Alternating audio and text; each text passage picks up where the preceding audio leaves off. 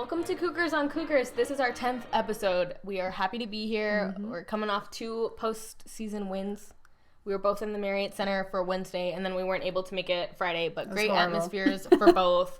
We got to hear some funny ESPN announcers who liked us a lot, so that was good. Yeah. Our quote of the week, what do we got? This is from John Wooden, one of our favorites. We'll probably have a lot of these. Yeah, he says a lot of good stuff. So He does. Success is peace of mind, which is a direct result of knowing you did your best to become the best that you are capable of being. And I feel like for our seniors, Kyle, Chase, and Nate, that I feel like they can have peace of mind, at this point of the season. They, maybe fell short of the NCAA tournament, but I feel like they're playing the best that they can and that they are becoming the best that they can possibly be. They know who they are and what they stand for. Yeah. So hopefully that continues this week and we make it to New York City. Yep. Last week on our show, we had a contest that had to do with our all WCC doppelganger team and asked you to send in your best doppelgangers. Yes. And we got quite a few, and some of them were really good. Yes. But we picked a winner, and this is from Mindy, who's at Mama MJG on Twitter. Yes. And it's of DeMontis Sabonis and Toothless from How to Train Your Dragon. We bust up laughing literally every time we look at this. Oh my gosh, it's so good. It's uncanny. And I was saying, all season I've been trying to think of who he looks like, and literally I'm pretty sure it's this animated dragon. Yeah. So that's our winner. So congrats. Yes. You'll get our signed picture. And we'll put up the Chase pictures. You'll see how, yes, she gets signed picture of congrats. Chase. Okay, we wanted to mention some other ones that were really good. This is in no particular order. We got one from Pat Hawes, Uncle Pat, who is going to come do a segment this summer, right, Pat? Anyway, he tweeted us a picture of Kyle Davis and Kyle Wiltshire, who both made our All Kyle team, and we didn't really see the resemblance, but now we kind of do. It's there. Yeah, there's especially when Kyle Wiltshire has short hair. Yeah. Not so much when he has long hair. Yeah. Tasha Sabi, Tasha Lynn 19 on Twitter, sent us one of Flynn Rider from Tangled and our own Kyle Collinsworth. They both have great hair. Yeah, I think the hair's got a lot to do with it. And the smug scowl kind of thing going on. The smolder. Duh. Yeah. Dang it. Okay, Jess's mom sent us a really good one. She is And Shro on Twitter. And this is of Chase Fisher and Jake Gyllenhaal. Man. They've got those piercing eyes. Same kind of face shape going Exact on. mouth. Hair. We like that one. Chase needs a little more scruff, and then I think it'll be, spot on. Yeah. Yeah. What else we got? And then Karen at Bag of Cats 1 on Twitter sent us one of this one's funny. Kyle Wiltshire again and Eminem. And I can kind of see that one too. Yeah, especially with the short hair. These are a little bit nicer than Salad Fingers. Sorry, which he still looks like, by the way. And then finally, we had one in our Facebook page from Bradford Huntsman, which is BYU2 NFL on Twitter. And it's of the Grinch, the Jim Carrey Grinch, and Dave Rose. Angry Dave Rose. They've got the nose going on. I always say that Mark Few looks like a Who, but apparently Dave Rose does too. So, yeah. Just Whoville. WCC, also known as Whoville. Thanks for sending those in. We had a good laugh. Yes.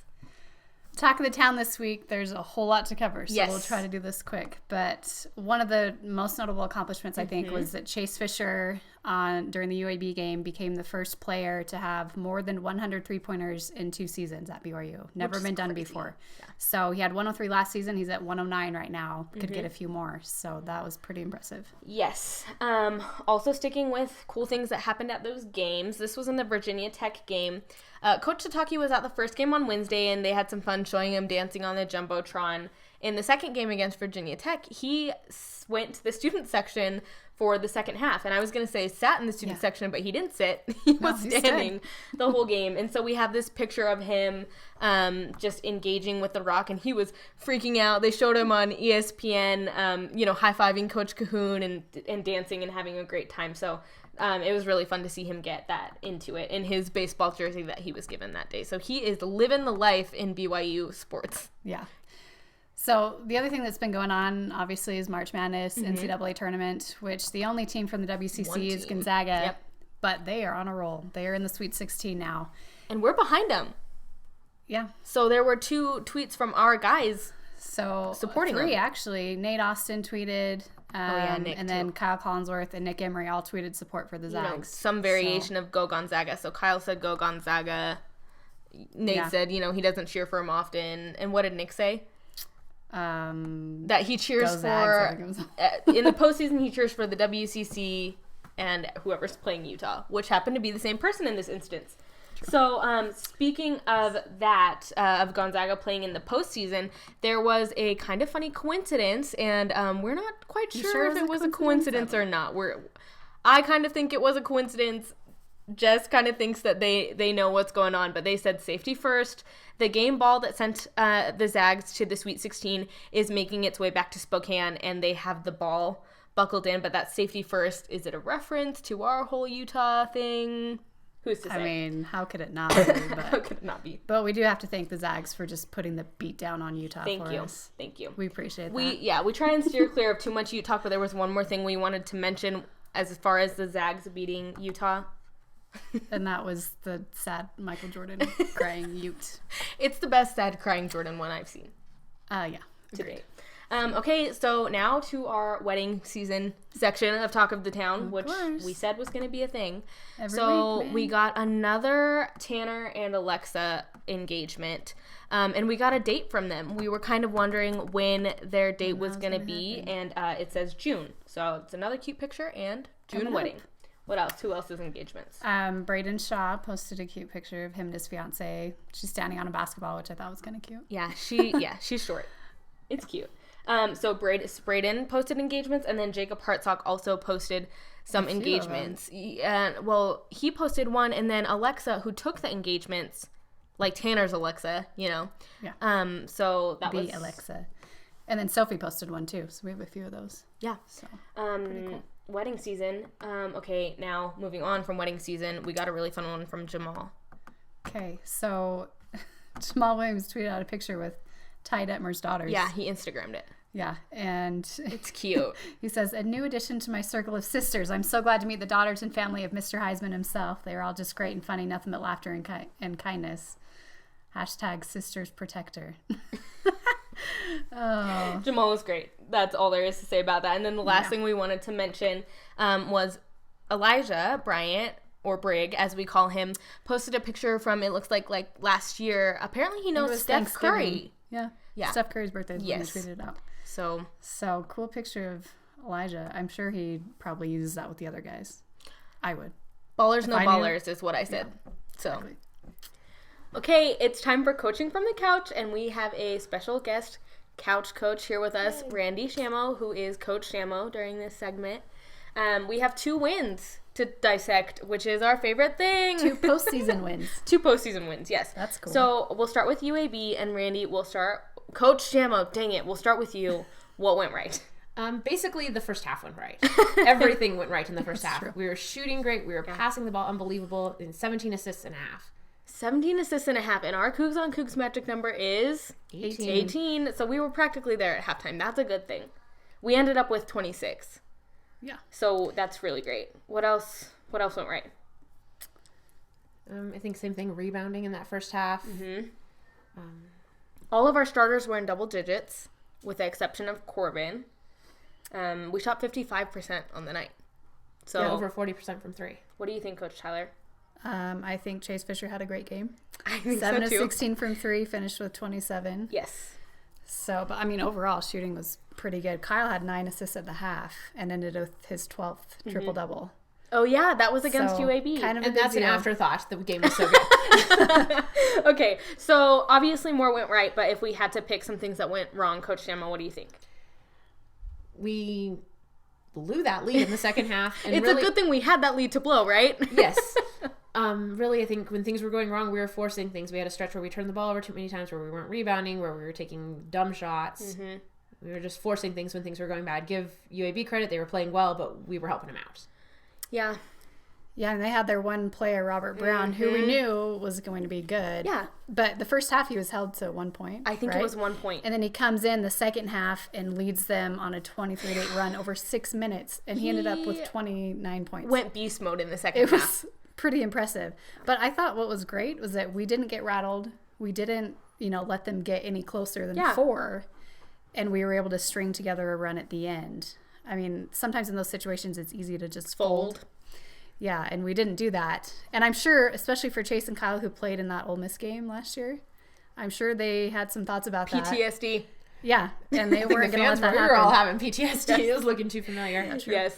Okay, so let's move on to Virginia Tech. That was a really high intensity game. I mean, pretty much we got out to a little run at the start, but after that, it was just on the edge of your seat. There was so much emotion from the benches, from the fans. It was palpable. It was tense. Yeah. It was really nice. But what went right? We did win, so that went right. By 3. Winning's good. And sometimes it's hard to win games like that, and we haven't won too many this year where it's sort of neck and neck the whole time. It's physical. We have to make free throws. Our record in games decided by 5 or fewer points has been quite abysmal, so it was really... I tweeted out something about how it was good to be not on the receiving end of that loss, because it's usually us who comes up short and is down to 3 points, but we won. Yeah, and it very easily could have been that way. Right. We made the plays that we had to down the end, the key rebounds, the key defensive stops, and then Chase at the end was Scored fantastic. The last 12 points. Last 12 points. Including, I think the biggest one was that steal that he had with about 3 minutes left that put us up 4. And that sort of held us over until the end of the game. Until we could win it, yeah. Virginia Tech, they drive to the basket a lot, got fouled a lot. A lot of our guys were in foul trouble, but they missed some at the end, which helped us. Yeah. Kyle Davis had that big tie-up near the end of the game. The hustle play where he possession. got us the possession. That was huge. After he'd had a rough game, that play arguably won us the game in the end. Yeah, it definitely helped. So that was right.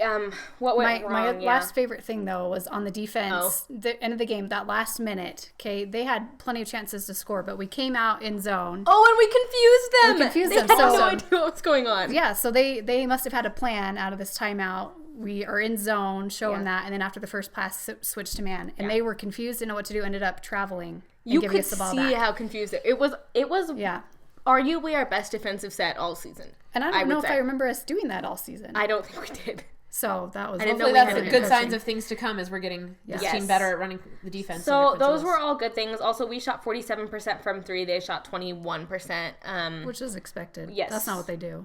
Right. But what went wrong? We missed some layups. Quite a few layups. Stop missing layups. Yeah, that's about all there is to say about that. We missed 10 free throws. They did shoot free throws worse than us, which is surprising because usually no one does that. But I think we were 19 of 23 after halftime on free throws, so that was really good. Did well in the second half. But that first half was really bad. Yeah, it wasn't great. Lots of foul trouble. So many fouls in that game. Coach Shamo? I think that's the main thing. Is your high percentage shots, your layups, and your free throws were not high percentage shots. Right. And you've got to make those. Yeah. Yeah, I would give the fans a little less stress. That's pretty much all we have. There were a lot of fouls called, so there was a lot of foul trouble. All of our bigs were in foul trouble. Nick fouled out for the 3rd time, I think, in 5 games. So we need to manage that. But at the end of the day, we ground out a close one. So yeah, and move on. Survive in advance. Yeah. Okay, we are excited to have Zak Hicken joining us. He covers BYU athletics for ESPN 960. Zach, when can they listen to you? From 4 to 7 on Monday through Friday. Great. So this Saturday is the spring football game. Yes. And spring practice has been underway this is the 3rd week, right? Yeah. About the 3rd week.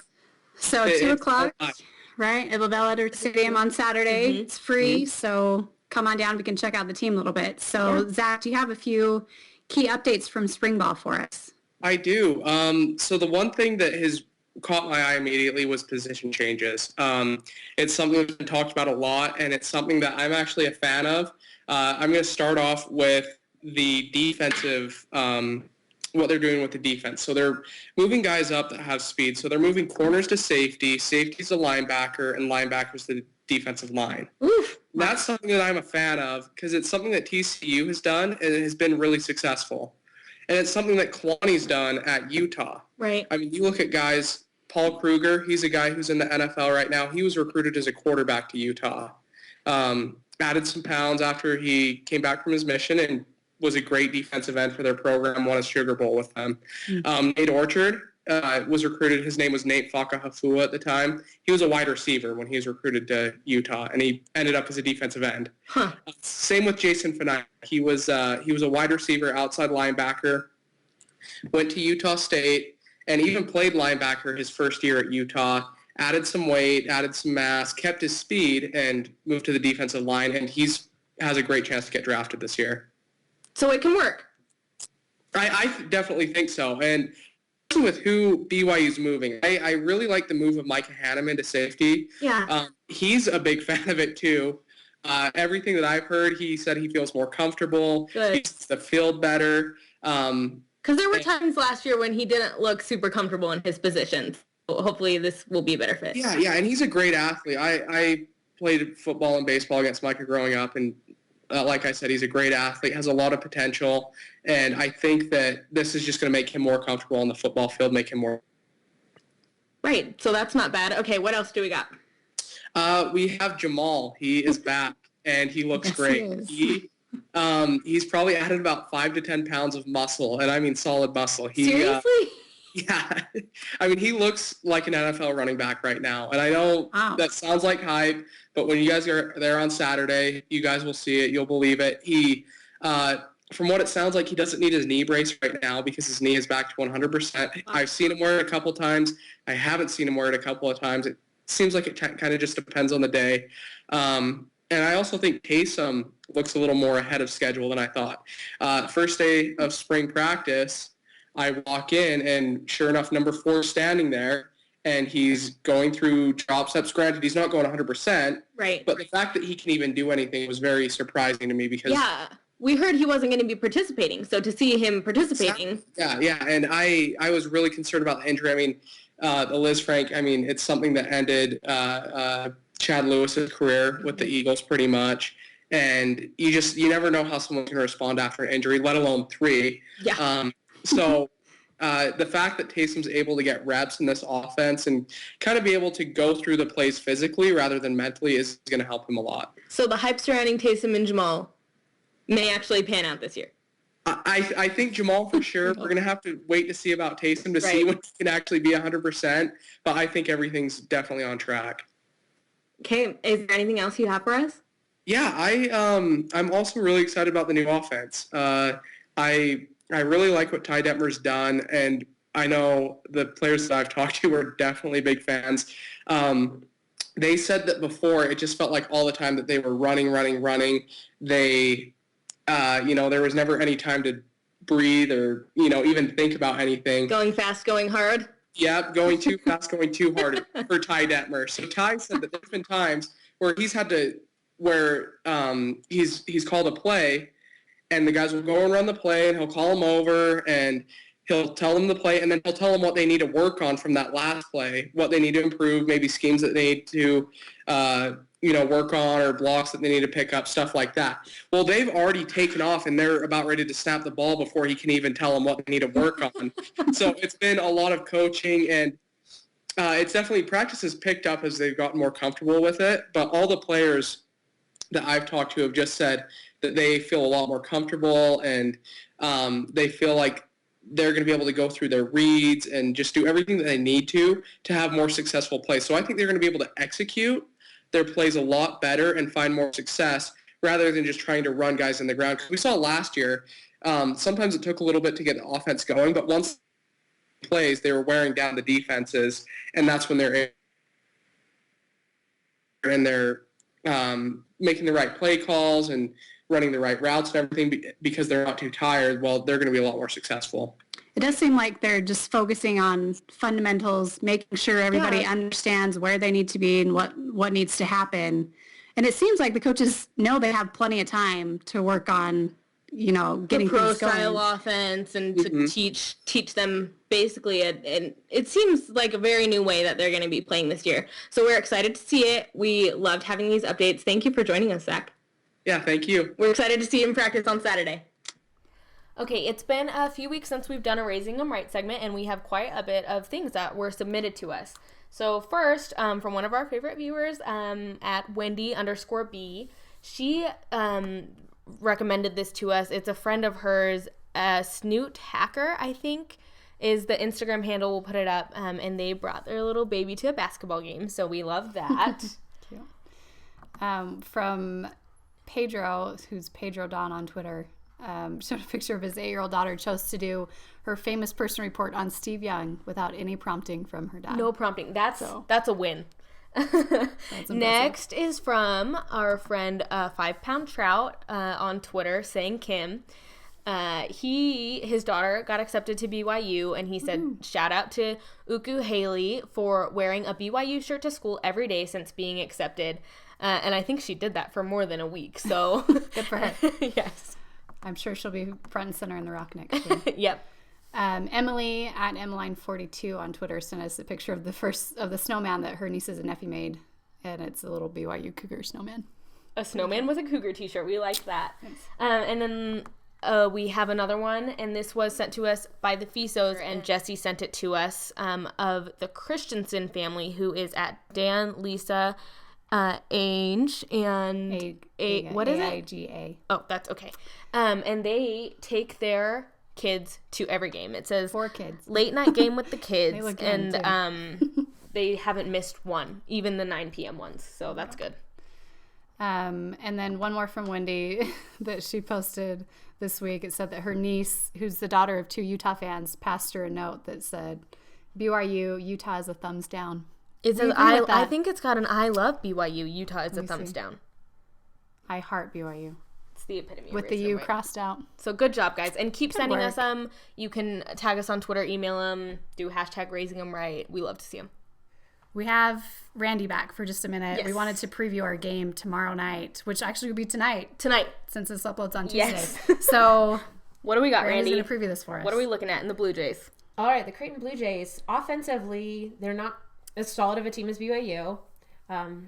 Significantly lower, but they are a solid offensive team. What you'll really notice with their scoring, they don't have any one guy who's a fantastic scorer. They spread out their minutes. They spread out their scoring. Which is just as dangerous. Yeah, you can't focus on one guy. You can't count on one guy, making one guy have an off night. You have to stop them all. They are a very, very good defensive team. They're ranked 37th in the country in adjusted defense. Put that into perspective. Gonzaga's 23rd. BYU is 78th. So they're a lot better than us at that. So they're a very good defensive team. The other thing is you look at their record. It doesn't look all that impressive. Yeah, they're 20-14 overall and 9-9 in conference. But they're in a very good conference. They're in a very good Big conference. East, yeah. So they're a solid team. But their record might be a little deceptive. It is. In terms of the luck rating, they were deemed as having the 336th worst luck out of, is it 351 teams in the country? I think so. So they've had a rough season when it comes to just things not going their way, especially late in games or in tight games. So they are a good, scary team. Yeah. They do like to play a little slower than BYU, so possibly pushing the tempo could work to our advantage, but this is going to be a tough matchup. It should be fun to watch. And one thing we didn't mention earlier was that home court advantage is huge, especially which is what gives us games. three of our 4.5 point favorite is a home court advantage. So hopefully that works for us. They do have some good wins. They beat Seton Hall. They beat Xavier. All 5 of the teams that finished above them in conference are in the NCAA tournament. So they're a force to be reckoned with. So we better bring our A game. Should be fun. Yep. Okay, so that's kind of what we're looking at for the Creighton game. That is going to be on ESPN, just normal ESPN, the mothership, at 7 p.m. Mountain Time, or at the Marriott Center, obviously. Apparently Kyle Collinsworth might have the flu and is questionable. I think he plays and We'll see. plays great. And But shows up. you can panic if you want to. Today's show is brought to you by the Pac-12, the Conference of Champions. And by Wagner. Thanks for being St. Bonaventure and giving us 3 home games. And giving us Quincy Lewis. True. And our final sponsor is Dougie McBuckets. We hope that we beat your dad's team tonight. May you Go always Cougars. stay loyal to the white and blue. For Jess and Randy, I'm Mary. We'll see you next week.